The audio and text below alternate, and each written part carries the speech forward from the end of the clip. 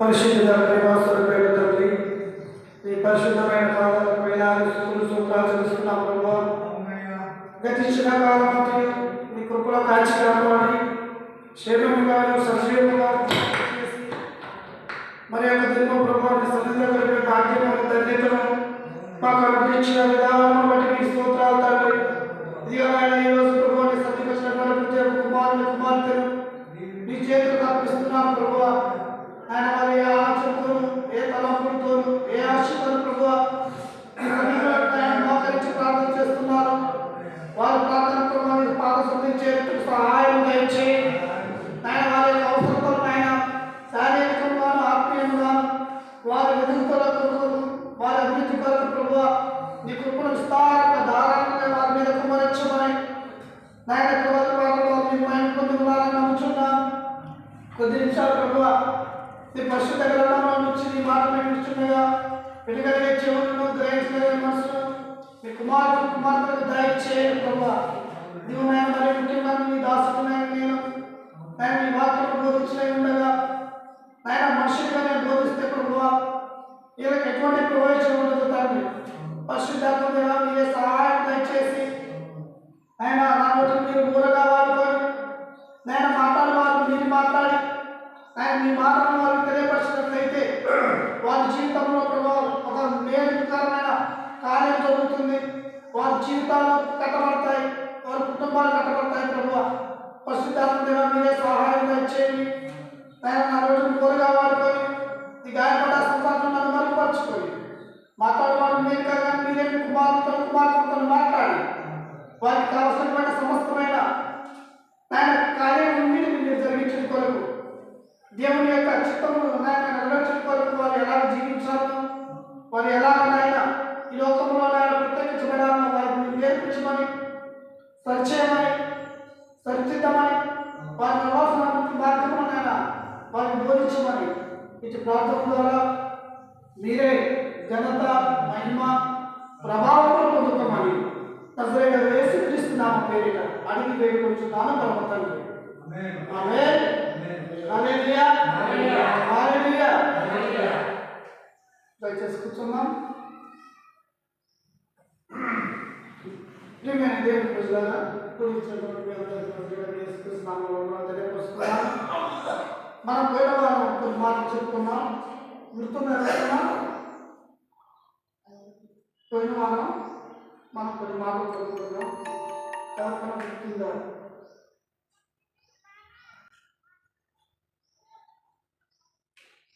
దేవుని యందు భయం భక్తి కలిగి ఉంటే ఆ భయము జ్ఞానాన్ని అనుగ్రహిస్తుంది. జ్ఞానవంతులు అయినటువంటి మనుషులు ఎవరైనా వారికి వచ్చేటటువంటి అపాయాన్ని బట్టి కానీ వారికి వచ్చేటువంటి కష్టాలను బట్టి కానీ తప్పించుకోవడానికి ఆ జ్ఞానం ఉపయోగపడుతుంది. హల్లెలూయా.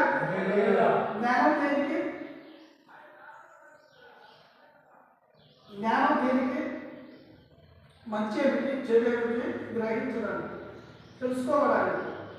అదే ఇప్పుడు జ్ఞానం లేని వాళ్ళకి మూర్ఖురానికి ఏం చేస్తారు? అపాయం వస్తుందన్నా, కష్టం వస్తుందన్నా, ఏదైనా ఇబ్బంది అయినా దానికి ఎదురుగా వెళ్తారు.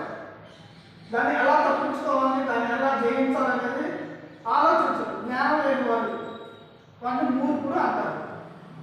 నిజంగా మనకి జ్ఞానం అవసరమా? మనిషికి జ్ఞానం అవసరమా? జ్ఞానం ఎలా ఉంటుంది? పరిశుద్ధ గ్రంథం స్పష్టంగా చెప్తుంది, యెహోవా యందు భయభక్తులే జ్ఞానానికి మూలం. ఇప్పుడు ఏదైనా అపాయం జరుగుతుంది అనే ఒక భయం ఉన్నప్పుడే మనం ఆలోచించగలిగినటువంటి జ్ఞానం మనకు వస్తుంది. ఏ అపాయం లేకుండా హ్యాపీగా ఉంటే మనకు భయం వస్తుందా? మరి ఇప్పుడు మనుషులమైనటువంటి మనకు దేవుని భయం కావాలి. ఎందుకు దేవుని భయపడాలి? దేవునికి ఎందుకు భయపడాలి? భయపడాలి ఎందుకు? దేవుడికి ఎందుకు భయపడాలి? మనము దేవుడికి ఎందుకు భయపడాలి? పోనీ సహజంగా మనుషులు దేనికి భయపడతారు? ఈ భూమి మీద ఉన్నటువంటి సమస్తమైన మానవులు దేనికి భయపడతారు? మరణానికి ఒకటి, ఇంకా దేనికి భయపడతాం మనం? దొంగతనం చేసినప్పుడు భయపడతాం, ఇంకా తప్పు చేసేటప్పుడు భయపడతాం, ఇంకా ఇప్పుడు భార్య భర్త ఏం చెప్పాడంటే, అమ్మ నేను బజార్కి వెళ్తున్నాను, వచ్చినప్పుడు కల్లా నువ్వు మంచిగా చక్కగా ఒప్పుకోను అని చెప్పేసి వెళ్ళాడు. భార్య ఏం చేస్తుంది? ఎందుకు భయపడే కదా? అంటే నేను మా ఆయన చెప్పినట్టు, అంటే నా పెళ్ళికి చెప్పినట్టు నేను చేయకపోతే ఆయన వచ్చి నన్ను తిడతాడో కొడతాడో ఇంకా ఏమైనా చేస్తాడేమో నాకు భయం. అవును కదా? ఎన్ని సంవత్సరాలు కలుస్తున్నాం భార్య భర్తలు? నలుగురు యొక్క ఆయుష్ 70, మహా అయితే 80 సంవత్సరాలు. ఈ 70-80 సంవత్సరాలలో 20 సంవత్సరాలు ఇస్తేయాలి. 20-21 సంవత్సరాలు గర్భిణి చేసుకునేది. అప్పుడు దాకా తల్లిదండ్రుల పాలన ఉంటారు. 21 సంవత్సరాలు పెళ్లి చేసుకుంటే మిగతా 60 సంవత్సరాలు భర్త దగ్గర ఉంటారు. స్త్రీలైనా పురుషులైనా ఉంటారు. ఈ 60 సంవత్సరాలు జీవించే జీవితానికి నమ్మకం లేకపోయినప్పటికీ నా భర్త కాబట్టి, నన్ను భరించేవాడు కాబట్టి అతను చెప్పినట్టుగా నేను చేయాలి, అతనికి నచ్చినట్టుగా నేను ఉండాలి, ఆయనకి ఏమి ఇష్టమో తెలుసుకొని ఆ ఇష్ట ప్రకారంగా అతను మనసును గెలుచుకోవాలి. అంటే అతనికి నచ్చినట్టుగా నేను చేసి పెడితే అతను నన్ను మెచ్చుకుంటాడు, నాకు బహుమానం ఇస్తాడు, నలుగురిలో కూడా నన్ను ఒక గౌరవంగా చూస్తాడు అనే ఒక ఆలోచన, ఆశ ఉంటుంది కదా స్త్రీకి. అలాగే సంఘానికి కూడా ఒక ఆలోచన ఉండాలి. సంఘం ఎవరన్నా? వధువు అంటే పెళ్లి కుమార్తె, అంటే ఒక స్త్రీ పోలి ఉన్నది సంఘం. అయితే ఇప్పుడు మనకు భర్త దేవుడైనా నిజమేనా? అలా ఏమైనా సందేహం ఉందా? ఏమైనా అనుమానాలు ఉన్నాయా? అయితే ఇప్పుడు ఈ భార్య అయినటువంటి సంఘము భర్త అయినటువంటి దేవుడికి ఎలా ఉండాలి? ఎలా భయపడాలి? ఆయన లోకానికి వచ్చాడు, నాకు కొన్ని బాధ్యతలు చెప్పాడు, మీరు ఎలా ఉండండి, ఇలా చేయండి, ఇలా ఉంటే నేను పరమాత్మకి వస్తాను, వచ్చినప్పుడు నేను నాతో పాటు మమ్మల్ని కూడా తీసుకొని పోతానని చెప్పాడు. హల్లెలూయా చెప్పాడా? ఒక భర్త భార్యకి ఏ విధంగా అయితే చెప్పాడో దేవుడు కూడా అలాగే సంఘానికి చెప్పాడు. ఎవరు పడితే వాళ్ళని తీసుకెళ్తాడా? తన సంఘాన్ని, వధువు సంఘాన్ని. దేవుడు రెండోలాగా వస్తుండు, నీ ఎంతవరకు నేను ఎంతవరకు అంతా సంఘం పడుతున్నారు, కానీ అంతకోసం రాలేదు ఆయన. ఎవరైతే ఆయన మాటకు లోబడి ఆయన వాక్యానుసారంగా జీవించి ఆయన ఇష్టమైనది ఏమిటో ఆ ఇష్టాన్ని నెరవేర్చి ఆ ఇష్టాన్ని జరిగించే వారి కోసం ఆయన వెళ్తున్నాడు. ఊళ్ళో అందరూ తీసుకోవడానికి కాదు. పెళ్లి కుమార్తె ఇంటికి వచ్చి పెళ్లి కుమార్తె పట్టణాన్ని తీసుకెళ్తారా? పక్కన ఉన్న వాళ్ళందరూ తీసుకెళ్తారా? ఎందుకంటే పెళ్లి కుమార్తె సిద్ధపడి కలిగి ఉంటుంది, ఆమెకు ప్రత్యేకంగా ఏర్పరచబడింది. అలాగే సంఘం కూడా దేవుడి సంఘానికి అదే చెప్పాడు. ఆయన ఈ లోకంలో జీవించినప్పుడు, సువార్త చేసినప్పుడు ఆయన అదే చెప్పేసి వెళ్ళాడు, మీరు సిద్ధపాటు కలిగి ఉండండి, నేను మళ్ళీ తిరిగి వస్తాను, నాతో కూడా మిమ్మల్ని తీసుకొని పోతాను, నా తండ్రి ఇంట్లో అనేక నివాసాలు ఉన్నాయి, మీరు అక్కడికి రావాలంటే సిద్ధపాటు కలిగి ఉండాలి. సిద్ధపాటు కలిగి ఉండాలంటే ఎలాగా? నాకేది ఇష్టమో అది చేయాలి, నా మాటకు లోపడాలి, నా ఆజ్ఞలను మీరు భయపడాలి. మొట్టమొదటి మీకు ఉండాల్సింది ఏంటంటే భయం ఉండాలి. ఏముండాలి? భయం ఉండాలి. ఎందుకంటే నా భర్త చెప్పిన మాట నేను చేయకపోతే ఆయన నన్ను విడిచిపెడతాడు, కొడతాడు, తిడతాడు, లేకపోతే మా తల్లిదండ్రులు చెప్పి నన్ను దూషిస్తాడు అని ఒక భయం ఉంటుంది కదా. ఆ భయము మనుషుల మనకు ఎందుకు రావడం లేదు? ఆయన ఇష్టం వచ్చినట్టుగా నేను లేకపోతే, ఆయన మనసు నచ్చినట్టుగా నేను లేకపోతే ఆయన నన్ను విడిచిపెట్టి వెళ్తాడేమో.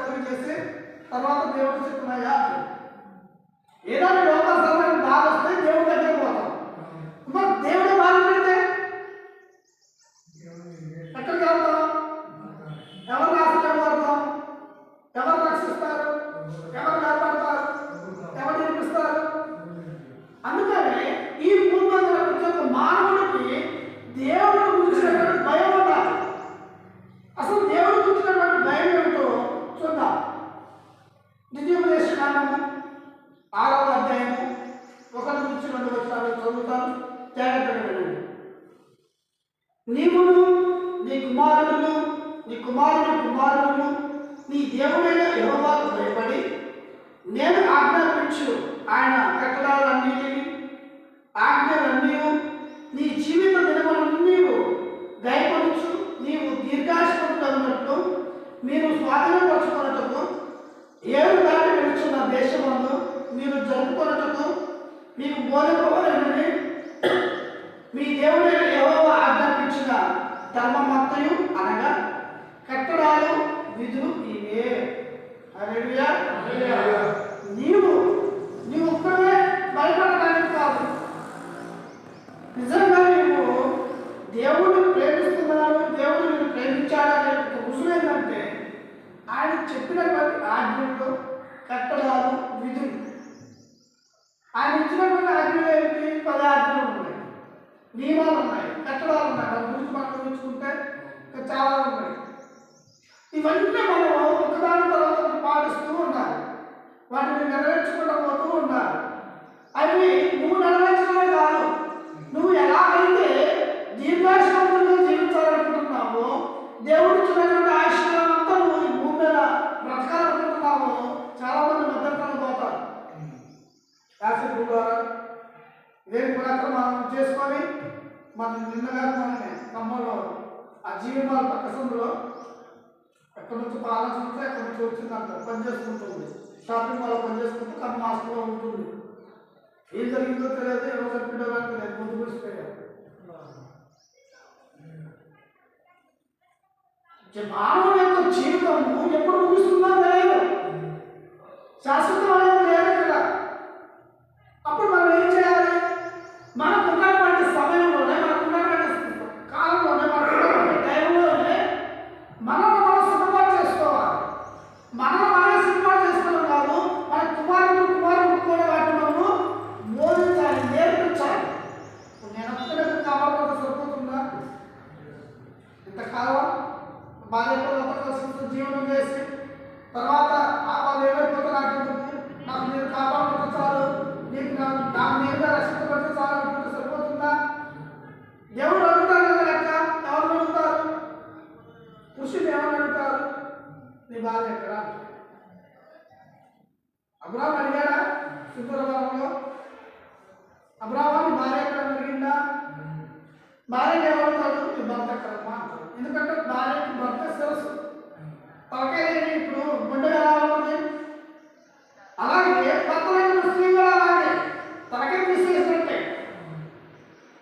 అందుకని మనల్ని ఒకరి గురించి ఒకరు అడుగుతారు. అందుకని మనం ఏం చేయాలి? మనం రక్షించబడటమే కాదు, మన కుటుంబాన్ని రక్షించుకోవాలి, మన పిల్లలు కూడా ఆయన యొక్క ఆజ్ఞలలో, కట్టడాలు, విధులు నేర్పించాలి. ఇవి ఎప్పుడైతే మనం భయపడతాం.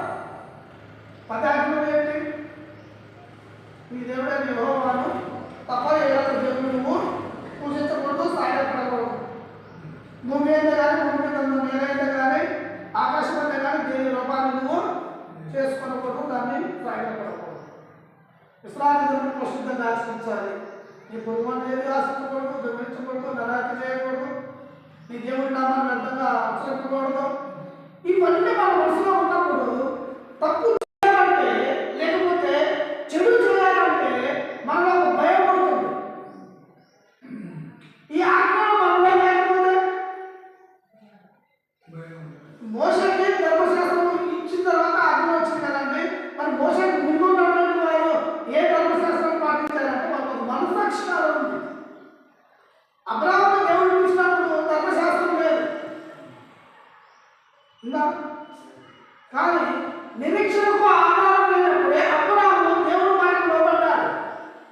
వాస్తవానికి అబ్రాహాము కుటుంబాన్ని మనం పరిశీలన చేసుకున్నట్లయితే వారు విగ్రహాలు చేసి అమ్మేవారు. అబ్రాహాము ఒక ఆలోచన వచ్చింది, నా చేతులతో తయారు చేసి నేను అమ్ముతున్నటువంటి దాన్ని వీళ్ళందరూ పూజిస్తున్నారు కదా, నిజంగా దేవుడు అనేవాడు ఎవరు నేను తెలుసుకోవాలి, నేను కనుగొనాలి. అంటే జ్ఞానాన్ని ఉపయోగిస్తున్నారు అక్కడ. ఆ ఉపయోగిస్తున్నప్పుడు దేవుడు అబ్రాహాము ఇస్తాడు, అబ్రాహామా నీవు కలిగిన సమస్తాన్ని నుంచి నీ తండ్రిని విడిచి నేను చూపించే దేశం నుండి నువ్వు ప్రయాణం ఎక్కువ అంటాడు. లోపడ్డా? విధేయత చూపించాడా? ఆయన ఆ రోజు లోపడ్డాడు, విధేయత చూపించాడు కాబట్టి దేవుడి దృష్టిలో నీతి మంతుడిగా ఎంచబడ్డాడు, దేవుడికి స్నేహితుడుగా ఉన్నాడు.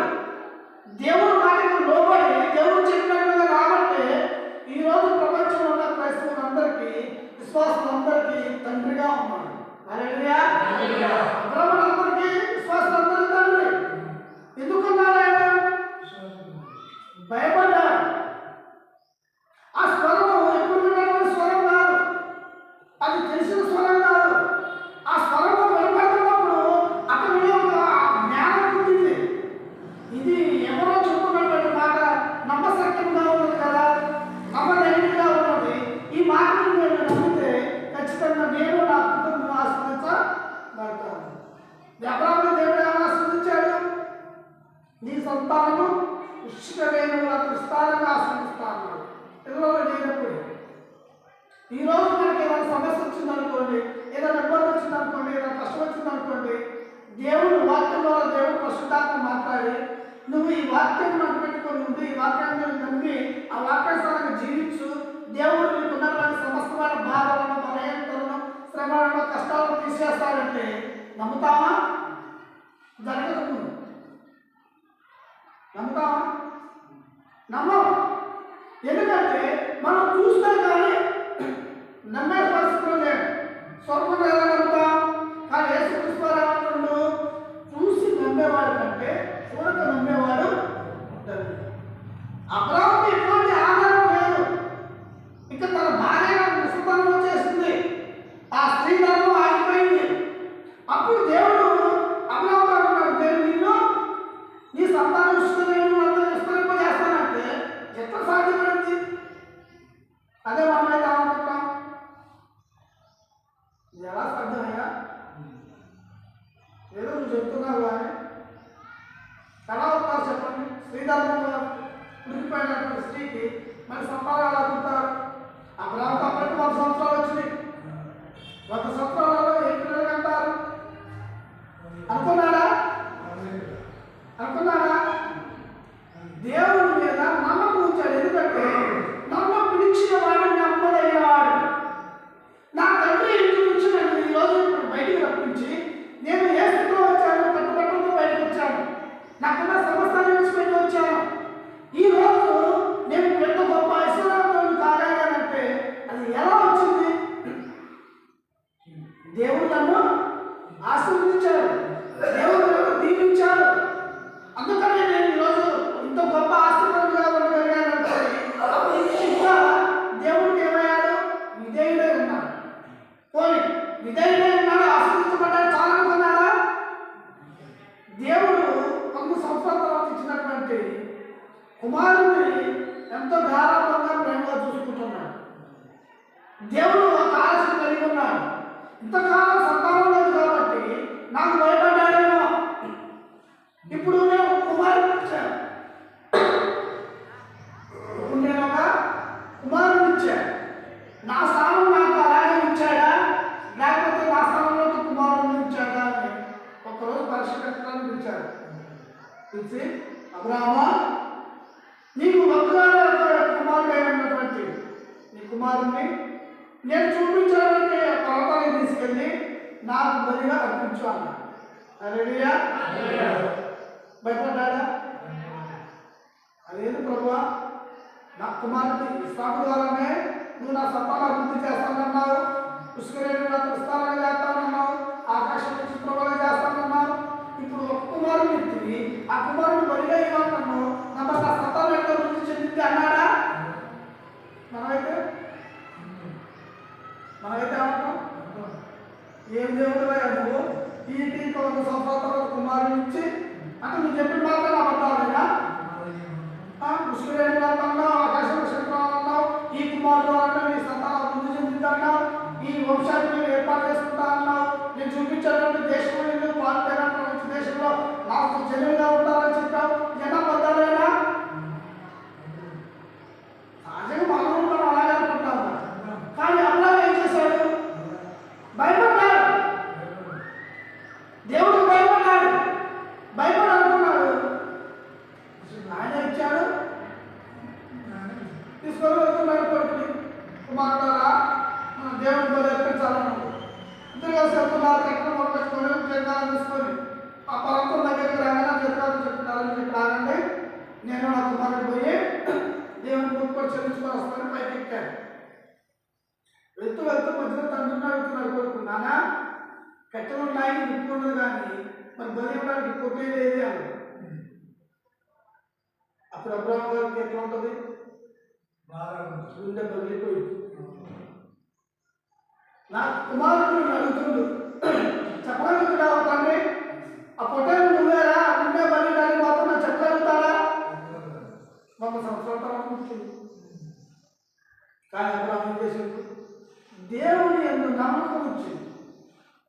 కుమార్తె ఏం చెప్తుండు? బలివ్వడానికి పొట్టేలుపై ఆయనే చూసుకుంటాడు, కదా పైకెక్కారు, పర్వతం పైకి ఎక్కారు, కట్టలు చక్కగా పేర్చాడు, కుమారుని పడుకోబెట్టాడు, చచ్చిపోయి ఎక్కారు. అంత నమ్మకం, దేవుడు అంటే ఎంత భయం. దేవుడు ఏమైనా చేయగలడు, ఆయనకు అసాధ్యమైంది ఏది లేదు. వాగ్దానం చేసిన వాడు ఆయనే. వాగ్దానం చేసిన వాడు ఆ వాగ్దానం నెరవేర్చుకుంటాడా? ఈ ఇస్సాకు ద్వారానే ఈ సంతాన అభివృద్ధి కలిగిస్తామన్నాడు దేవుడు. ఒకవేళ తీసుకుంటే ఆయన నామానికి అవమానం కలిగింది. నాకేంటి అబ్రాహాము యొక్క విశ్వాసం ఏంది? ఆయన ఏం చెప్పాడు? నాకు ఈ కుమారుడు ద్వారానే సంతానం అన్నాడు, ఈ కుమారుడు ద్వారా రాజ్యాలు విస్తరిస్తాయి అన్నాడు, ఈ కుమారుడే నా ప్రజలు అన్నాడు. ఇప్పుడు ఆయనే ఇవ్వన్నాడు. ఎంత అలాగేది? ఆయన మాట తప్పుతుడు, ఆయనే మాట తప్పుకున్నాడు. రైతుడు నాకు అవసరమా అనుకున్నాడు, కట్టిపై పెట్టాడు. అప్పుడు దేవుడు అబ్రామా ఆ చిన్నవాడి మీద నువ్వు కత్తి పెట్టడానికి లేదు. ఎందుకంటే నీకు ఒక కొడుకై ఉన్నటువంటి నీ కుమారుని నాకు ఈయనని నువ్వు విడుదలలేదు అంటే నువ్వు నా యొక్క భయంతో కలిగి ఉన్నావంటే ఈ ఒక్క విషయం కంటే అర్థమవుతుంది. ఈరోజు మనలో లేదు భయం లేదు. మన పరిశుద్ధ గ్రంథాన్ని మొత్తం పరిశీలన చేసుకున్నట్టే దేవునికి భయపడి జీవించిన వారు ఎంతో ఉన్నతమైన స్థానంలో ఉన్నారు. దేవునికి భయభక్తులు లేనటువంటి వారు ప్రవక్తలు సైతం వెళ్ళిపోయారు. ఏదే ఇద్దరు కుమారులు ఏదే ప్రార్థన చేస్తే పరలోకం నుంచి అగ్ని దిగి వచ్చింది, దేవుని యొక్క శక్తి దిగి వచ్చింది. అటువంటి వ్యక్తికి ప్రవక్తకి ఇద్దరు కుమారులు ఎలాంటి వారు ఉంటారు? దేవుడు భయం లేదు వాళ్ళకి. దేవుడు బంధానికి వచ్చేవారు చెప్పేవారు. వారు అక్రమంగా వారికి ఇచ్చేటటువంటి మాసంను వారు ముందుగానే తీసుకునేవారు. దేవుడు అర్పణకు ముందే దేవుడు చూసుకున్నాడా? ఇంకోడు ఎవరైనా అంటే దేవుడు నువ్వైనా నేనైనా ఇంకొకరు ఎవరైనా కానీ దేవుడి మాటకు ఎవరైతే లోపడతారో, దేవుడి ఆజ్ఞలను ఎవరైతే పాటిస్తారో, దేవుడి చిత్తాన్ని ఎవరైతే నెరవేర్చాలని ఆశపడతారో, ఇవన్నీ చేయాలంటే మొట్టమొదటి నీలో భయం ఉండాలి. ఎందుకంటే ఆయన చెప్పిన వాడు చేయకుండా మానవుడు. ఆయన మళ్ళీ ఏమంటున్నాడు? రోషంగా దేవుడు అంటున్నాడు. రోషంతో మాట్లాడతాడా? చెప్పిన పని చేయకుంటాడు. రోషంగా వాడు ఏమైనా చేయగలడు. అందుకని ఇప్పుడు భూమి మనం అందరం ఎందుకు భయపడాలంటే ఆయన సృష్టికర్త. ఎవరు? సృష్టికర్త. నిన్ను నన్ను మనందరూ సృష్టించిన వాడు ఆయనే. ఇప్పుడు అందుకని బైబిల్లో చక్కగా ఉపమానం చెప్పి వేసుకొస్తున్నారు. ఒక కుమ్మరివాడి ఇంటికి వెళ్తాడు. కుమ్మరివాడు ఏం చేస్తాడు?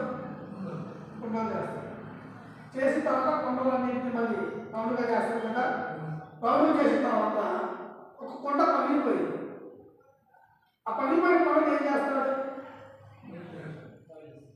సరే మళ్ళీ మట్టి వేసి దాన్ని తనకు నచ్చినట్టుగా చేస్తాడు. ఒకసారి ఆ కొండ దగ్గర పోయి కొండ నువ్వు ఇందాక కొంత ముందు చేయబడ్డావు కదా, మళ్ళీ నేను ఆ మట్లో వేస్తున్నాడు కదా, నువ్వే వాడు వాటి ఏమంటుంది? ఏమంటుందా మట్టి? నన్ను నిర్మించిన వాడు ఆయనే. నన్ను రూపించాలన్నా నాశనం చేయాలన్నా సర్వాధికారం ఆయన ఉంది. నేను నిమిత్త మాత్రమే. ఆయన ఎలా తయారు చేస్తే అలా మలసపడ్డారు వాడిని. ఆయన గుడ్డగా చేయొచ్చు, మూగుడు చేయొచ్చు, ఇంకేమైనా చేయొచ్చు, ఏదో పాత్ర చేయొచ్చు. ఆయన ఇష్టం అది. ఆయన ఎలాగైతే మనుషున్నాడో అలా మాయమే నా పని.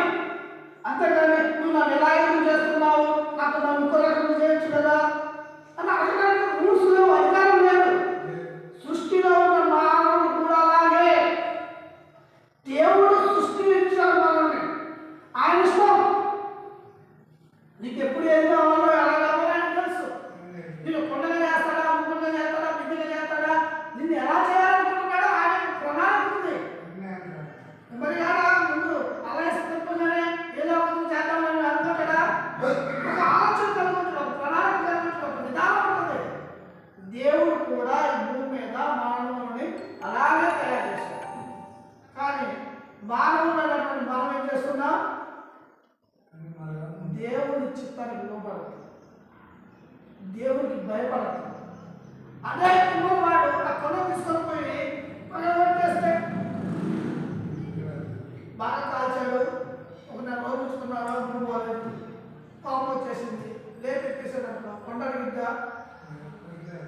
భోజనానికి మంచిగా అందంగా తయారు చేశావు, పొయ్యిలో వేసి కాల్చావు.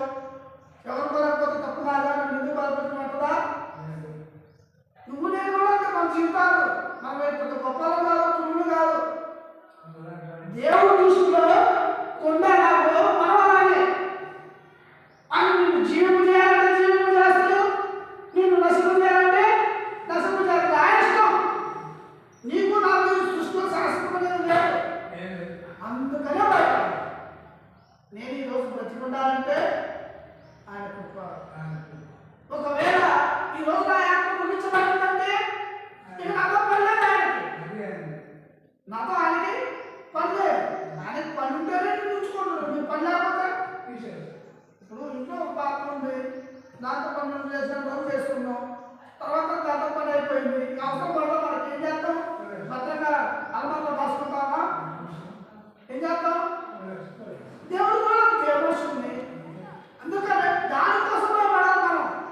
దేవుడికి ఎందుకు భయపడాలంటే ఆయన మనం ఎలాగైనా చేయగలరు, ఏమైనా చేయగలరు. సర్వ అధికారము ఆయనకు ఉంది. ఎందుకంటే మనం మన సొత్తు కాదు, మనము మన సొత్తు కాదు, మన ఇష్టం కాదు, మనకు నచ్చినట్టు కాదు. నీకు నచ్చినట్టు నువ్వు ఉంటావంటే ఆయన నచ్చినట్టుగా ఆయన చేస్తాడు. అప్పుడు ఏమవుతుంది? నీ జీవితానికి, నీ బ్రతుక్కి, నీ కుటుంబానికి అర్థం ఉండదు. మనకి ఏం చేసినా ప్రయోజనం ఉండదు. దేవుని యొక్క ఆశీర్వాదం లేకుండా, దేవుని యొక్క దీవెన లేకుండా ఏ మనిషి నీ మీద ఒత్తిడలేడు, ఏ మనిషి సంతోషంగా ఉండలేడు, ఏ మనిషికి ఏ కుటుంబం సమాధానం కలిగి ఉండదు. వీటన్నిటికీ కర్త ఎవరు? దేవుడే. అందుకనే ఈ భూమిలో ప్రతి మానవుడు కూడా ఎవరికి భయపడాలి? దేవుడికే భయపడాలి. అందుకని యేసుక్రీస్తు ఈ లోకంలోకి వచ్చినప్పుడు ఏమంటుందంటే, మీరు ఈ శరీరాన్ని నశింపజేసే మనుషులకు భయపడకండి. మీరు అందరూ దేనికి భయపడతారో? మాకు వాళ్ళు ఏమనుకుంటారో, వీళ్ళు ఏమనుకుంటారో, వాళ్ళు ఎవరు కొడతారేమో, చంపేస్తారేమో అని అనుకుంటారు. ఒకవేళ వాళ్ళు చెప్పినా ఈ శరీరంలో ఉన్నటువంటి ప్రాణాలు తీయగలుగుతారు, కానీ ఆత్మలో తప్పలేదు. హల్లెలూయా. కానీ మీరు ఎవరు భయపడాలా? ఆయన ఏం చేస్తాడు? శరీరాన్ని ఆత్మను రెండింటిని నశింప చేయగలడు. ఎందుకంటే ఆయన ఆత్మ నీలో ఉంది. ఆయన ఆత్మను ఆయన ఏమైనా చేసుకుంటాడు. అక్కడ నువ్వు లేదు, నేను ఇంత 20 సంవత్సరాలు బతికినా, 50 సంవత్సరాలు బతికినా నువ్వెవరైనా ఆత్మ చేయడానికి అసలు నీదే ఉన్నాడా? నువ్వు మట్టి బొమ్మ. ఆయన నచ్చినట్టుగా చేశాడు. ఆయన నీలో జీవాన్ని ఆత్మను ఊదాడు కాబట్టి నువ్వు జీవించగలుగుతున్నావు, నడవగలుగుతున్నావు, చూడగలుగుతున్నావు, మాట్లాడగలుగుతున్నావు. ఆయన ఇష్టం. ఆయన ఆత్మ ఆయన తీసుకుంటే ఏముంది నీది? కట్టుకున్న భార్య అయినా, తన కొడుకులైనా, రక్త సంబంధమైనా అంటారు, 30 సంవత్సరాలు వాసన అంటారు. హల్లెలూయా. ఆయన ఆత్మ నీలో ఉంటేనే నీకు గెలవ. ఆయన ఆత్మ నీలో లేకపోతే మనకు గెలవలేదు. సంవత్సరం పడేస్తాను, కుక్క చేసుకుంటే గుడ్డు బాగా పడేస్తున్నాను, తప్పు వస్తుందని అలా పడేస్తాం. అందుకని మనం ఎవరు భయపడాలా? శరీరాన్ని ఆత్మను నశింపు చేయగలిగినటువంటి దేవుడికి భయపడాలి. ఆ భయంలో నుంచి నీకు భక్తి కలుగుతుంది. ఎందుకంటే ఆయన మరి భయంకరుడు. ఆయన చేతిలో బయట ఘోరం.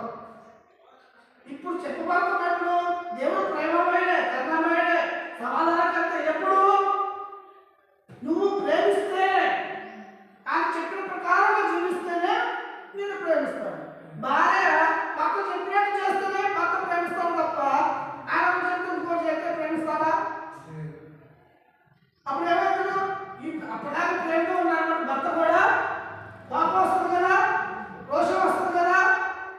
మరి మనుషులకి మనకి అక్కడ ఉంటుంది. దేవుడికి ఎంత రోషం ఉండాలా, దేవుడికి ఎంత కోపం ఉండాలా? అందుకని దేవుడి యొక్క ఆత్మ అంటే ఈ సృష్టిలో మానవుని తయారు చేసినందుకు దేవుడు ఎంతవరకు దుఃఖిస్తున్నాడంట. స్వయంగా నా చేతులతో చేస్తున్నాను, నా రూపాన్ని ఇచ్చాను, నా కోరికలు ఇచ్చాను, నా ఆత్మను ఇచ్చాను, నా జీవాన్ని ఇచ్చాను. వీళ్ళు వ్యర్థమైన దానిని పట్టబడి తిరుగుతున్నారు. వారు జీవితంలో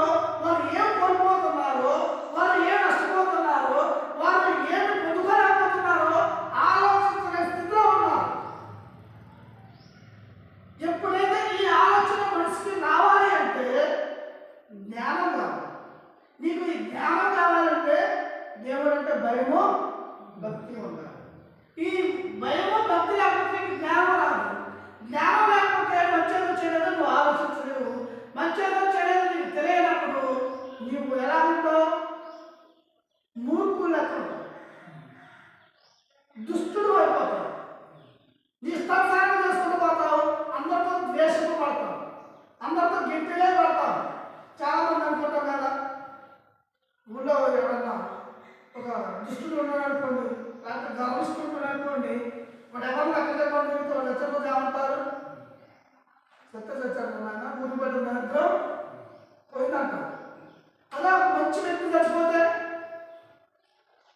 ఆ ఇంటి వారు చెప్పబడి సరే చాలా మంచివాడుగా వాడు చనిపోయాడు, ఈరోజు మనం ఉండి వాడు రామ సంస్కారాలు పాల్గొనాలి. అలాంటి మనుషులు మరి మనం చూస్తాము చూడలేము. సహజంగా మామూలు మనుషులుగా కొంచెం కొద్దిగా జ్ఞానంతో ఆలోచిస్తూనే అర్థమవుతుంది. బయట ఎక్కడికి వెళ్ళాల్సిన మన గ్రామంలో అర్థమవుతుంది. అంటే నీకు ఒక మంచి పేరు రావాలి అంటే, లేకపోతే ఒక మంచి ప్రవర్తన కలిగిన వాళ్ళగా ఉండాలంటే జ్ఞానం అవసరం నీకు. ఎవరితో ఎలా మాట్లాడాలి, పెద్దవారితో ఎలా మాట్లాడాలి, చిన్నవారితో ఎలా మాట్లాడాలి, స్త్రీలతో ఎలా మాట్లాడాలి, పురుషులతో ఎలా మాట్లాడాలి, అధికారులతో ఎలా మాట్లాడాలి, ఈ యొక్క జ్ఞానం లేకపోతే ఏం చేద్దాం? ఎవరైనా ఒరే అంటారు వాళ్ళే అవుతారు. బాబు ఎదురుమనిషి ఎలా మంది ఎలా కలుస్తాం, కనీసం జ్ఞానం లేదు ఇంటికి అంటారు. అలా ఉండకూడదని దేవుడి ఉద్దేశం. మీరు జ్ఞానాన్ని సంపాదించుకోవాలంటే ఖచ్చితంగా యెహోవా యందు భయము భక్తి కలిగి ఉండాల్సిందే. ఈ భయము భక్తి కలిగినప్పుడే నీకు జ్ఞానం వస్తుంది. ఆ జ్ఞానం నిన్ను ఏం చేస్తుంది? రక్షిస్తుంది. ఈ సృష్టిలో బ్రతుకుతున్న మన అందరి కోరిక ఏమిటి? నేను రక్షించబడాలి. అవును కదా? దేని నుంచి రక్షించబడాలి? కష్టాల నుంచి, శ్రమ నుంచి, వ్యాధుల నుంచి, రోగాల నుంచి. ఈ లోకంలో మనం మరణించిన తర్వాత ఆ నరకాన్ని పోకుండా రక్షించబడాలి. ఇంత మించి ఏదైనా కావాలా? ఇంకా ఏలేదు. శరీరదారిగా ఉన్నప్పుడు రోగాల నుంచి రక్షించబడాలి, వ్యాధుల నుంచి రక్షించబడాలి, కష్టాల నుంచి రక్షించబడాలి, శ్రమ నుంచి రక్షించబడాలి. చనిపోయిన తర్వాత నరకం నుంచి రక్షించబడాలి. ఈ జ్ఞానం ఉంటేనే నువ్వు రక్షణలో కనిపించగలుగుతావు. ఈ జ్ఞానం లేకపోతే రక్షణ ఇచ్చేది ఎవరు? అవునా? ఆయన ఇచ్చేది ఎవరు ఇస్తారా? బాబాయ్, పెద్దనాన్నలు, తాతయ్య, సీఎం, పిఎం ఎవరైనా ఇస్తారా? అక్కయ్యలు, చెల్లెళ్ళు, స్నేహితులతో నీ ప్రాణం అంటారు. ఇస్తారా? ఇస్తారా? మరి ఇచ్చేది ఎవరు? ఆయన ఉంటుంది. ఇప్పుడు మరి ఆయన నీకు అది ఇవ్వాలంటే నువ్వు ఆయన నచ్చినట్టుగా ఉండాలి కదా, ఆయన మాటలు లోపడాలి కదా, ఆయన యొక్క ఇష్టమేంటో తెలుసుకోవాలి కదా. మంచి కోరిక పెడతాయి కదా.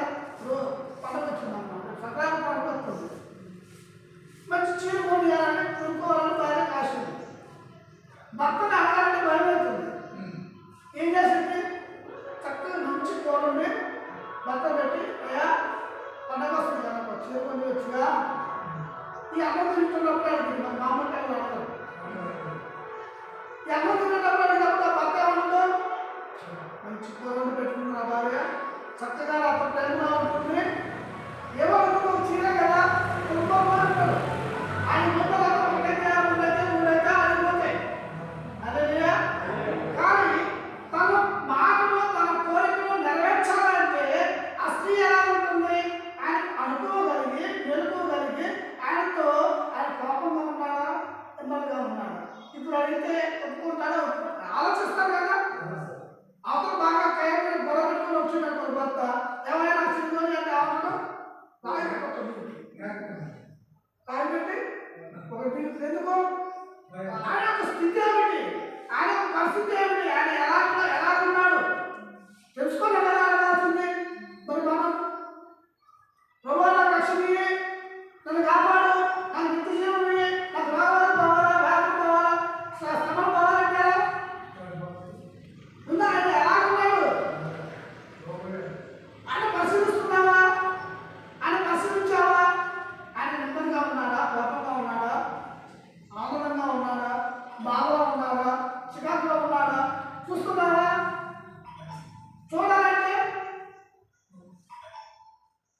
గురుగారు పాపంలో ఉన్నాడు, బాగా ఉన్నాడు, చికాకులో ఉన్నాడు చూడాలంటే నువ్వు ఏం చేస్తామమ్మా? వచ్చేటప్పుడే ఆలోచిస్తావు. కొంచెం మాట వ్యక్తిగతంగా అవ్వలేదు, జ్ఞానంతో ఆలోచిస్తావు కదా. కాకపోతే ఏమైనా సంతోషంగా ఉన్నావా, పాపం ఉన్నావా, బాగా ఉన్నావా అడుగుతామా? ఆలోచిస్తాం, జ్ఞానంతో ఉపయోగిస్తాం. నవ్వుకుంటూ వస్తుందంటే సంతోషంగా ఉండు, ముఖంతో మార్చుకొని వస్తుందంటే చికాకులో ఉండు, నువ్వు మాట పెద్దగా వినపడుతుందంటే కోపంలో ఉండు.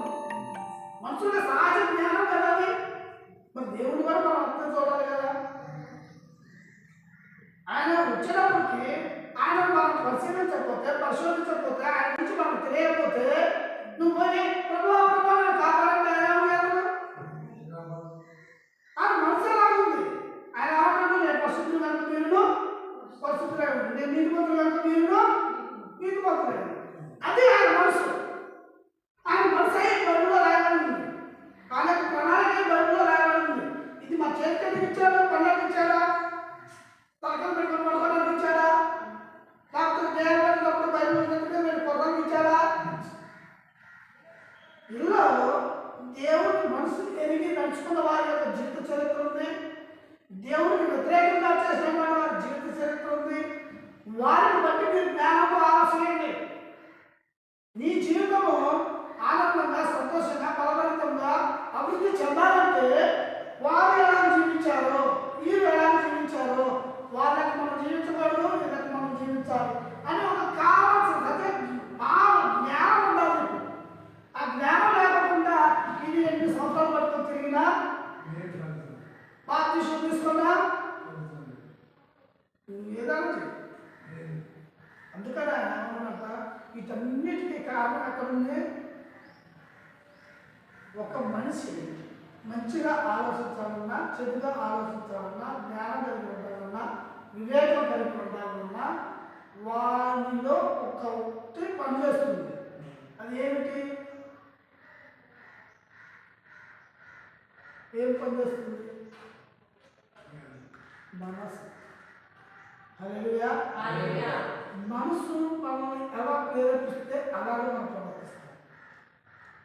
మనసులో ఏ కోరిక కలిగితే అలాగే మనం ఉంటాం. మనసులో ఏ తలంపులు కలిగితే అయ్యే చేస్తాం, మనం ఏదో చేయం. అందుకనే దేవుడు చూసి చూసి చూసి చూసి లోపలికి వచ్చిన తర్వాత ఏం ఆలోచించాలంటే, ఇన్ని సంవత్సరాల నుంచి ధర్మశాస్త్ర విజ్ఞానం ప్రవక్తలు వచ్చారు, అనేక మంది నాయకులు వచ్చారు, ఎంతమందిని పంపించినా కూడా వీరిలో స్థిరమైనది ఒకటి లేదు. ఏం లేదు?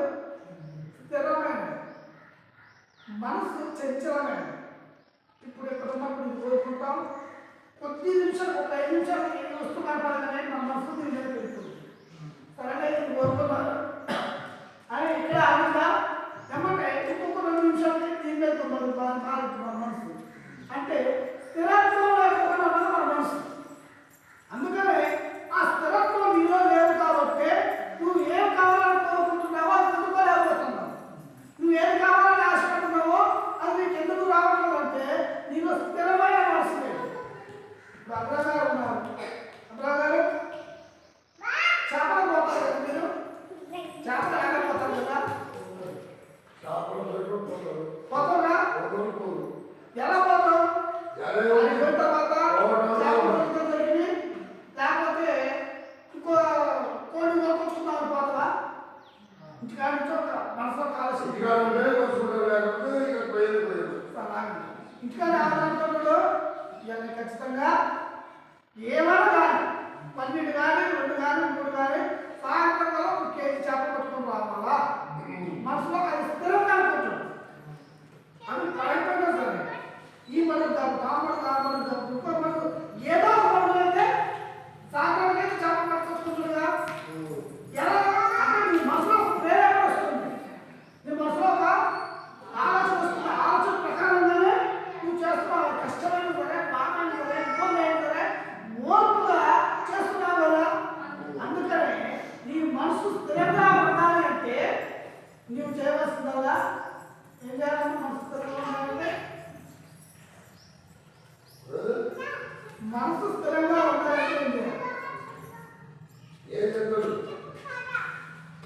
మనసు ఇంటికాడనే స్థిరంగా ఉండాలి.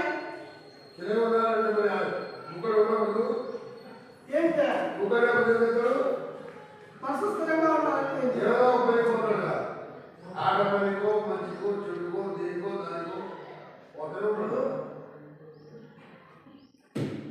అర్థమైంది. నేను చెప్పేది నీకు అర్థం కాదు. అర్థమవుతుంది. నువ్వు స్థిరమైన మనసు కలిగి ఉండాలంటే ఏం చేయాలి? నేను ఒకటే చెప్పేది, నీకు మంచితనం ఉంటేనే వస్తా, లేకపోతే బంద్ చేయమని చెప్తా.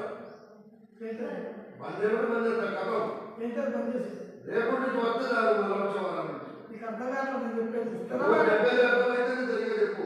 స్థిరమైన మనసు నీకు ఎలా వస్తుంది అంటున్నా. ఎలా అయితే ఎట్లా అవుతుంది? అది మనకు మనగా తెచ్చుకునేది కాదు. మన మనసులో మనం చేసేది దేవుడి కోసం. దేవుడు చేసేది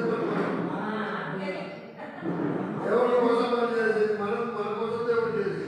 మన కోసం దేవుడు చేసేది. ఎందుకు చేస్తాను? నీ కోసం. ఎందుకు చేయాలంటే దానికి ఫలితం వచ్చిందట్లా. ఎందుకంటే నువ్వు ఈ లోకంలో బాధపడకూడదని, కష్టపడకూడదని, నువ్వు అభివృద్ధి చెందాలనేగా. అవునా? మరి దేవుడిని ఆశ్రయించాలి, అభివృద్ధి చేయాలని ఆశ ముందుగా, కోరిక ముందుగా. ఎలా తీరుస్తాడు? ఎప్పుడు తీరుస్తాడు?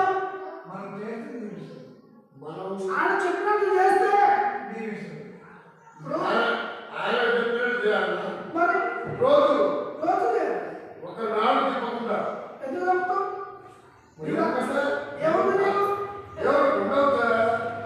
నీకెవరు అసలు? నీదేముంది? నీదంటూ భూమి మీద ఏముంది? నీదంటూ భూమి మీద ఏముంది? ఏం లేదుగా. కోరిచ్చారు, దేవుడే ఇచ్చింది. మరి ఆయన ఇచ్చినప్పుడు అన్ని అనుభవిస్తున్నప్పుడు ఆయన మాట్లాడకపోతే కోరపాడేంటో?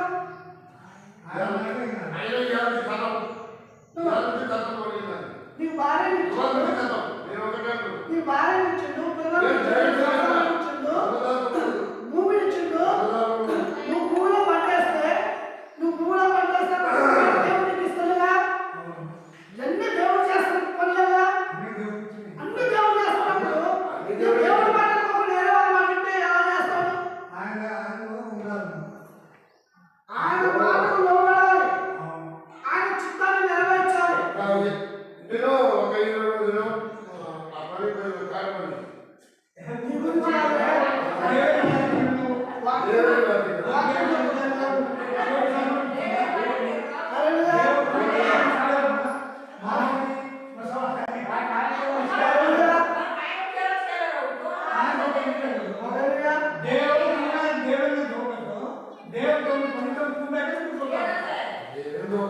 గురించి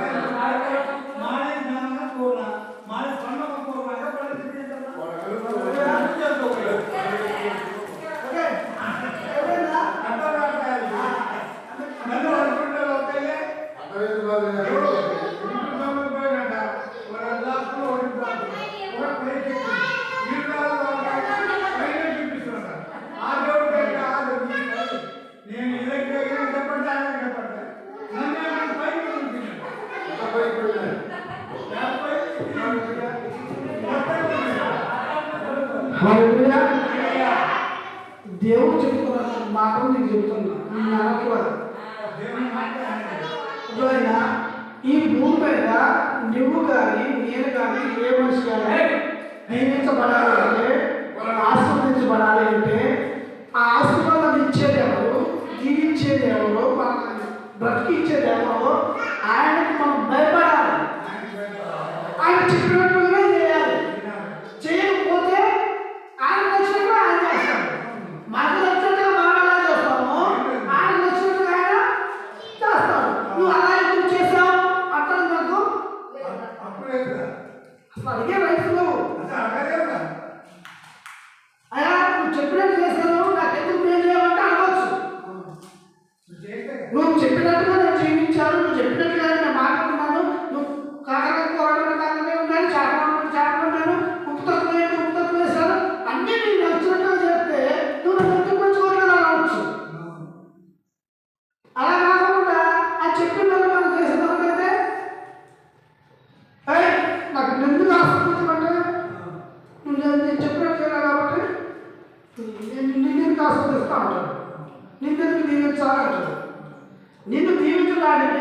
నా మనసుకు నచ్చినట్లు నువ్వు ఎప్పుడైనా ప్రవర్తించావా? నాకు నచ్చినట్లుగా నువ్వు ఎప్పుడైనా జీవించావా? ఇవన్నిటికీ కారణం ఎవరు? మన మనసే మనల్ని చెడగొడుతుంది. మన మనసే మనల్ని దేవుని దీవెనలు ఆశీర్వాదాలు పొందుకోకుండా చేస్తుంది. ఎందుకంటే మన మనసు చంచలమైనది, స్థిరత్వం లేనిది. ఈ మనసు స్థిరంగా ఉంటే ఖచ్చితంగా నువ్వు దేవుడి మాటలు లోపడతావు. మనసు స్థిరంగా ఉంటే దేవుడికి భయపడతావు. ఈ మనసు స్థిరంగా ఉండాలంటే ఏం చేయాలి? ఇది ఒక్కడ చెప్పండి, నేను ముగిస్తాను. మన మనసు స్థిరంగా ఉండాలంటే ఏం చేయాలి? దేవుడికి భయపడాలంటే నువ్వు స్థిరమైన మనసు రావాలి కదా. స్థిరమైన మనసు ఉంటే నువ్వు భయపడేది. స్థిరమైన మనసు రావాలంటే ఏం చేయాలి? ఎవరి స్థిరమైన మనసు? మంచి మాట చెప్పారు. దేవుడికి లోబడి ఉంటారు. దేవుని మాట వినాలి. మాట ఇంటినాక లోబడేది. లోబడటానికి వచ్చేసింది, ఒకసారి పెట్టి దూకేసింది. లోబడటం అంటే ఏంటి?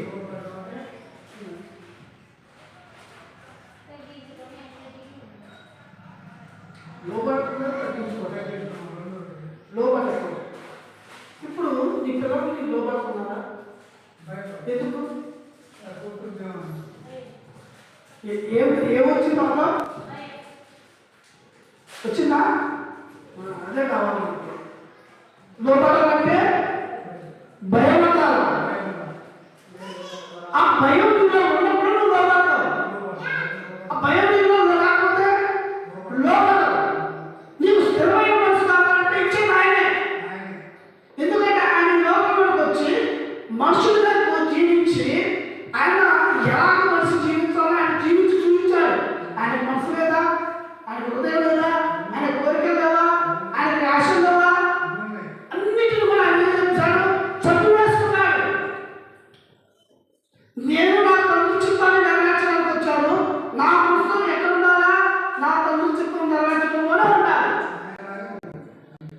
యేసుక్రీస్తు వారు బాప్తిసం తీసుకున్నాడు. సాధారణంగా వచ్చేసి యేసుక్రీస్తు వారిని శోభించడానికి తీసుకెళ్ళిన తర్వాత ఏమన్నాడు? ఎత్తైన పట్టణం మీద తీసుకెళ్తే ఈ లోక రాజ్యాలన్నింటినీ ఒక్క నిమిషంలో చూపించి, నిజంగా ఒక్కసారి నువ్వు నాకు నమస్కారం చేస్తే ఈ రాజ్యాలన్నీ నీకు చేస్తాను. అప్పుడు ఆయన మనసు చంచలమైపోయిందా? నేను రావడం స్థిరం బయటపోయింది, స్థిరంలో నా ప్రాణం పెట్టాలా? అసలు ఏది లేకుండా ఒకసారి నమస్తే బాగా ఈ రాజ్యాలన్నీ నాకేస్తున్నాగా. ఇది తేలిక, అది తేలిక. ఏది తేలిక? స్థిరం మాట్లాడుతున్న తేలిక, నమస్కారం పడతాం తేలిక కదా. అయినా ఆయన మనసు స్థిరత్వం కోల్పోయాడా? ఈ రాజ్యాలన్నీ నాయే, నేను నీకు నమస్కారం పెడుతుంది. నీ దేవుడైన యెహోవాను శోధించవద్దు. నీ దేవుడైన యెహోవాను శోధించవద్దు. మనం అంటున్నామా? అంటే మన మనసు స్థిరత్వం లేదు కాబట్టే మనం ఇన్ని శోభలు ఎదుర్కొంటున్నాం, ఇన్ని శ్రమలు ఎదుర్కొంటున్నాం. మన మనసు ప్రయత్న స్థిరంగా ఒక్కదాని మీద ఉండాలి. ఒక్క దాని నుంచి ఇంకో దాని నుంచి మర్చిపోతే అది రెండోది పోయితే మనం మూడోది ఏర్పడింది, మూడోది పోయి నాలుగు ఏర్పడింది. అప్పుడు మన మనసు ఏమైంది? 700, 600, 600, 700 మొత్తం తిరిగి వస్తుంది. అందుకని ఆయన ఏమన్నాడు? ఫస్ట్ ఆయన సువార్త చేసింది ఏంటి? దేవుని రాజ్యం సమీపించింది, మారు మనసు పొందండి. అంటే మీ మనసు మార్చుకోండి. మీ మనసు మారాలి అంటే మీరు స్థిరంగా ఉండాలి. ఇప్పుడు ఈరోజు నాటు వేయాలని ఒక స్థిరమైన ఆలోచన కలిగి ఉన్నప్పుడు మీరు ఆ నాటు వేయడానికి ఎంత కష్టపడుతున్నారు? ట్రాక్టర్ తీసుకొచ్చి దున్నిచ్చి గొర్రెసి నీళ్ళు పెట్టి విత్తనాలు చల్లి నాలుగు అయిన తర్వాత మన ఆ నాలుగుకి రాళ్ళను తీసుకెళ్ళి నాటు తెప్పించి 3 నెలలు 4 నెలలు ఎంత ఓపికతో ఉంటున్నారు. దాన్ని ఎంత జాగ్రత్తగా కాపాడుతున్నారు. ఎందుకు? మంచి ఫలితం రావాలని కదా. మరి దేవుడి విషయంలో మీరు ఎందుకు ఆలోచిస్తారు? దేవుడి విషయంలో కూడా నేను నమ్మకముగా కష్టపడి ఓపికతో నిరీక్షణ కలిగి ఆయన నన్ను దీవిస్తాడు అనే ఒక నమ్మకం మనలో ఎందుకు రావట్లేదు? ఎందుకంటే ఈ భూమి మీద ఉన్నటువంటి మనలో స్థిరత్వం లేదు కాబట్టి. ఈ స్థిరత్వం మనలో ఎందుకు లేదంటే మనకి దేవుని భయం లేదు.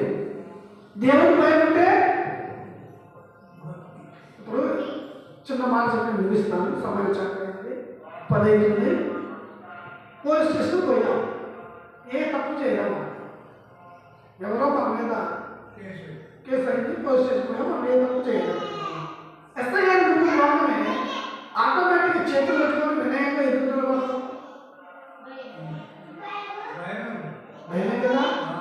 అంటే నీలో ఉన్నటువంటి భయము నీకేం నేర్పిస్తుంది? విధేయతను నేర్పిస్తుంది. వినయం విధేయతను నేర్పిస్తుంది. ఆ ఒక్క అర్ధగంట పోలీస్ స్టేషన్లో ఉంటేనే చేతులు పెట్టుకొని తల దగ్గర పెట్టుకొని అలాగే నిల్చుంటాం. కూర్చోవాలని ఆశ్చర్యంగా పర్వాలేదు చేస్తారంట. గంట అర్ధగంటకి అక్కడ ఆయన మరి ఏమైనా చేయగలరు. నువ్వు ఆయన సృష్టి, ఆయన కూర్చోబెట్టాలంటే కూర్చోబెడతాడు, నిలబెట్టాలంటే నిలబెడతాడు, పడుకోబెట్టాలంటే పడుకోబెడతాడు. సమస్తం ఆయన స్వాతంత్రంలో ఉన్నది. నీది నాదేటి భూమి మీద ఏమీ లేదు. ఆఫ్టర్ ఒక ఎస్ఐకి నువ్వు అంత మర్యాద ఇచ్చి అంత భయపడి ఆయన ముందు అంత వినయంగా నడుస్తున్నావు. నిన్ను నశింప చేయగలిగినటువంటి వాడు, నిన్ను జీవింప చేయగలిగినటువంటి వాడు, నిన్ను అభివృద్ధి చేయగలిగినటువంటి వాడు దేవుని ముందు ఎంత వినయంగా ఉంటున్నావు. ఉన్నయం ఉంటున్నావా? ఇదే బాగానే కదా. ఇక్కడంటే ఇక్కడే కాదు కదా, అంతే ఉంది. ఎందుకంటే దేవుని వాక్యం సవరిస్తుంది. అంత్య దినముల యందు సువార్త మూయబడుతుంది. వాక్యాన్ని ప్రకటించేవారు ఉండరు, వాక్యాన్ని నేర్పించేవారు ఉండరు. మందిరాలలో కూడుకుందామన్నా భయం. ఎవరు వస్తారో ప్రారంభం జరుగుతూనే ఉన్నాయి. మన ఖమ్మం దగ్గర వచ్చేసింది. చర్చిని నిలబడి దాడులు చేయడం, బైబిల్ దగ్గర పెడతాం, ప్రసారాన్ని సుస్వార్త చేయడానికి పోతే నిలబడి పట్టడం, దాడులు జరుగుతూనే ఉన్నాయి. ఇవన్నీ అందరూ అనుకుంటారంటే క్రైస్తవులు అంటే గట్టిగా కాదు, లేఖనం నెరవేర్చబడుతుంది. అంటే దేవుడు రాజ్యానికి ప్రపంచం సిద్ధమవుతుంది. మరి నువ్వు నేను ఎప్పుడు సిద్ధమవుతాను? మనం చివరి దినాలలో చదువుకున్నట్లయితే అంత్య దినాలలో అపాయకరమైన సంఘటనలు జరుగుతాయి. అప్పుడు పరిశుద్ధులు అన్నవారు, దేవుని మీద విశ్వాసించిన వారు, దేవునికి విధేయత కలిగిన వారు ఎక్కడికి పారిపోవాలంట? కొంత గృహంలోకి పారిపోవాలంట. పారిపోతామా? పోవు మనం. ఎందుకంటే మన మనసు స్థిరంగా లేదు. నువ్వు యేసు ప్రభువుని నమ్ముకున్న వాటి నీకు రేషన్ రాదు, ఆధార్ కార్డు ఉండదు, నీకు ఎటువంటి లావాదేవీలు గవర్నమెంట్ నుంచి రావంటే ఇక్కడ ఎంతమంది ఉంటారు క్రైస్తవుల్లో? కష్టమే. యేసుక్రీస్తు వారు ఉన్నప్పుడే ఆయన రోడ్డు గుంట వెళ్తుంటే వేల మంది, లక్షల మంది ఉన్నారు. సీతరాలని ఏమన్నారు? ఆయన పట్టుకొని శిలోకి తీసుకుని వెళ్తుంటే ఎంతమంది ఉన్నారు? చివరికి ప్రత్యేకంగా పుచ్చుకున్న శిష్యులు కూడా లేరు. మరి నువ్వు లేదు అనుకోండి, నువ్వు 50 మంది ఉంటారన్నా ఉన్నావు. ఎందుకంటే మనకి కనపడలేదా దేవుడు? దేవుడు మనకి కనపడట్లేదు. కనపడితే భయపడతాం కదా. ఇప్పుడు కనపడితే భయపడతాం, కనపడతా కాబట్టి అలా కాదు. ఎందుకంటే దేవుడు అదృశ్యం. ఈరోజు నువ్వు నేను బ్రతుకున్నామంటే దేవుని ఆత్మ నాలో ఉన్నది. అంటే దేవుడు నాలోనే ఉన్నాడు. ఎక్కడో లేడు దేవుడు, నీలోనే ఉన్నాడు. నీలో ఉన్నటువంటి దేవుడు ఒకసారి నువ్వు తెలుసుకో. నీలో ఉన్నటువంటి దేవుడు ఒకసారి నువ్వు కనుగొని. ఎక్కడో ఎక్కాల్సిన అవసరం లేదు, గుట్టలకు పోయి తిరగాల్సిన అవసరం లేదు. నువ్వు ఒంటరిగా కూర్చొని నీలో ఉన్నటువంటి ఆత్మతో నువ్వు మాట్లాడు. నీలో ఉన్నటువంటి దేవుడి ఆత్మతో నువ్వు మాట్లాడు. అప్పుడు నువ్వు మోకరించి ఏం జరుగుతుంది? ఇమ్మీడియట్గా జరుగుతుంది. జరిగింది. అటువంటి ధన్యతను భాగ్యం దేవుడు మనకిస్తే మనలో ఉన్నటువంటి ఆత్మ మనం ఏం చేస్తున్నాం, దుఃఖపరుస్తున్నాం, బాధపరుస్తున్నాం. ఆ అంతే అనుకుంటున్నాయి, ఇది ఇంకోటి అని చంచలమైన మనసు కలిగి మనము దేవుని యొక్క దీవెనను ఆశీర్వాదాలు పొందుకోలేకపోతున్నాం. ప్రియమైన దేవుని ప్రజలారా, మీకు చివరిగా చెప్పేది అదే. నీకు ఎప్పుడైతే దేవుని యొక్క భయం పుడుతుందో అప్పుడు నీకు జ్ఞానం కలుగుతుంది. ఆ జ్ఞానము నిన్ను మంచి చెడు ఆలోచించుకోగలిగేలా చేస్తుంది. మంచి పని చేసినప్పుడు నువ్వు ధైర్యంగా ఉంటావు, చెడ్డ పని చేసినప్పుడు నువ్వు భయపడతావు. ఆ మంచి పని ద్వారా నీకు దేవుడు అనేక ఇంకా విస్తరింపజేస్తాడు. ఆ చెడ్డ పని చేసినప్పుడు దేవుడు నిన్ను దగ్గరకు కూడా రాడు. ఈ లోకంలో ఏ మానవుడు సరే దేవుడి నుంచి ఏదైనా పొందుకోవాలి. అది మంచి కానీ, చెడే కానీ, లేవే కానీ, కడిపే కానీ, ఆశీర్వాదం కానీ, శాపమే కానీ, ఏ మనం కానీ దేవుడి దగ్గర నుంచి తప్ప ఏదైనా ఎక్కడి నుంచి రాదు.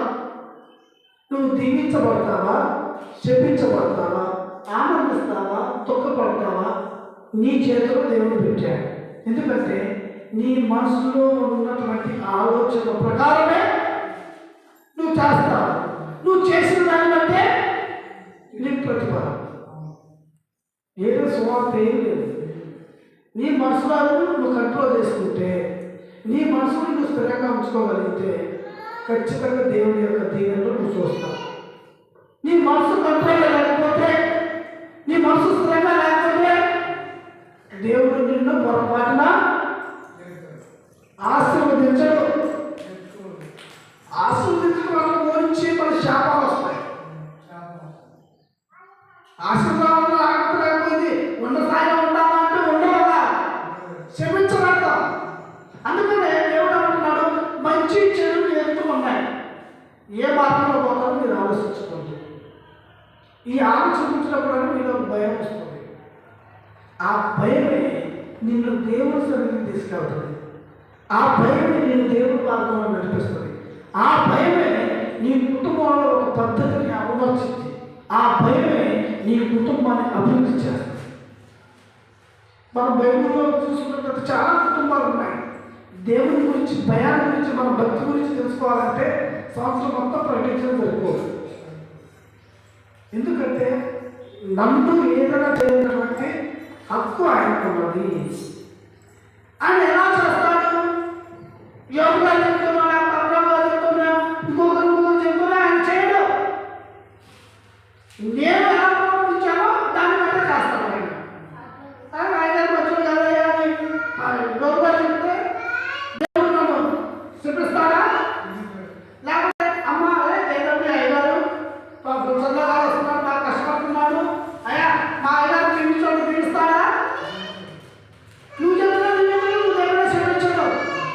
నా ప్రవర్తన, నా ఆలోచన, నా క్రియలు, నా మనసును బట్టే దేవుడు నన్ను దీవించాలన్నా క్షమించాలన్నా. అందుకనే ఎవరికి వారంగా మనం చేయాల్సింది ఏంటి? ఒక్కసారి ఈ రోజు నుంచి అయినా ఇంటికి వెళ్ళి అద్దం ముందు నిల్చొని, నేను చెప్పించడానికి పుట్టానా, నేను అభివృద్ధి చెందడానికి పుట్టానా, దేవుడు నాకు కుటుంబాన్ని, భార్యని, భర్తను, పిల్లలను, ఒక వ్యవస్థని, సమస్తం నాకు ఎందుకు ఇచ్చాడు అని ఒక్కసారి మీరు ఆలోచించుకుంటే, దేవుడికి చిత్తమైతే పరిశుద్ధాత్మ సహాయం దయచేస్తే మీకు భయము పుడుతుంది. ఆ భయం వల్ల మీకు వచ్చేటువంటి జ్ఞానము మమ్మల్ని మనందరినీ దేవుడు రాజ్యానికి తీసుకెళ్ళాలని ప్రభు నామం అందరూ కోరుకుంటున్నాను. అందరూ లేకుండాటైతే ప్రార్థన చేసుకుందాం. ప్రార్థన చేసుకుందాం. పరిశుద్ధిగా ప్రేమస్తులు వెళ్ళండి. మీ పరిశుద్ధమైన పాదాలకు వినాదిస్తూ సూత్రాలు చేస్తున్నాను. ప్రభావ ఆయన ఎందుకంటే ప్రభుత్వమైన నీ దాసులైన నేను నన్ను నీ పూలుగా అనుకొని నీ కుమార్తెలు నీ అందరూ భయభక్తులు కలిగి ఉంటే వచ్చేటువంటి ఆశీర్వాదం ఈ లోకంలో ఆయన ఆశీర్వించబడాలన్నా, క్షమించబడాలన్నా, అభివృద్ధిలోకి రావాలన్నా, నష్టంలోకి పోవాలన్నా ఎవరో కారణం కాదు, మాకు మేమే కారణమై ఉన్నామని ఈరోజు తెలుసుకున్నాం ప్రభు. అయ్యా, మాలో జ్ఞానం లేకపోతే అజ్ఞానంగా జీవిస్తాం. అజ్ఞానమైనటువంటి మేము చెడు పనులు చేయడానికి మా మనసు ప్రేరేపించబడుతుంది. అటువంటి అజ్ఞానం వల్ల కాక జ్ఞానవంతుల వల్లే నాయన నీ యొక్క జ్ఞానం పొందుకొని నీ వాక్యం అనుసరిస్తూ నీ యొక్క ఇష్టమును, నీ యొక్క మనసును, నీ యొక్క ప్రణాళికను, నీ యొక్క ఉద్దేశమును తెలుసుకొని ఇదిగో నాయన మమ్మల్ని దీవించాలన్నా, ఆశీర్వదించాలన్నా, శపించాలన్నా, మమ్మల్ని నష్టపరచాలన్నా అది కేవలం నీ ద్వారానే. కాబట్టి ప్రభువా, నీకు ఇష్టంగా జీవిస్తే మేము ఆశీర్వదించబడతాము. నీకు నాయన ఇష్టం లేని వారిగా ఉంటే శపించబడతామని ఈరోజు మేము తెలుసుకున్నాం ప్రభు. ఈరోజు నుంచి ఆయన నీ మనసును ఎరిగి నీకు మనసుకు నచ్చినట్లుగా జీవించడానికి సహాయం దయచేయండి. నీ సన్నిధికి వచ్చినటువంటి ప్రతి ఒక్క కుమారుడు కుమార్తె నీ చేతులు అర్పిస్తున్నాను ప్రభు. నీ చిత్తమైతే ఆయన వారికి స్థిరమైన మనసు పుట్టించి ఆ స్థిరమైన మనసు ద్వారా వారు, వారి కుటుంబం, వారి పిల్లలు నాయన నీ ఆజ్ఞలు కైకొనొచ్చు. నాయన నీ నియమాలను పాటిస్తూ నీ యొక్క విధులకు విధేయులై నాయన నీ యొక్క చిత్తము తగ్గించడానికి సహాయం దయచేయమని నాయన వారు తిరిగి వారికి ఆలోచించగా వారు తోడుగా పంపించి వారు చేస్తున్న ప్రతిఫలం మీరు తోడుగా ఉండి వారి కష్టాచితంలో వారు వారి పిల్లలు అనుభవించడానికి గొప్ప చూపించాలని ఇటు ప్రాంతం ద్వారా నీరే ఘనతమైన ప్రభావాన్ని పొందుకోమని నజరేయుడైన యేసుక్రీస్తు నామమున పేరిట అడిగి వేడుకొనుచున్నాను పరమ తండ్రి. ఆమేన్. ఒక పవిత్ర వరకు దశ సమర్పించుకున్నాం.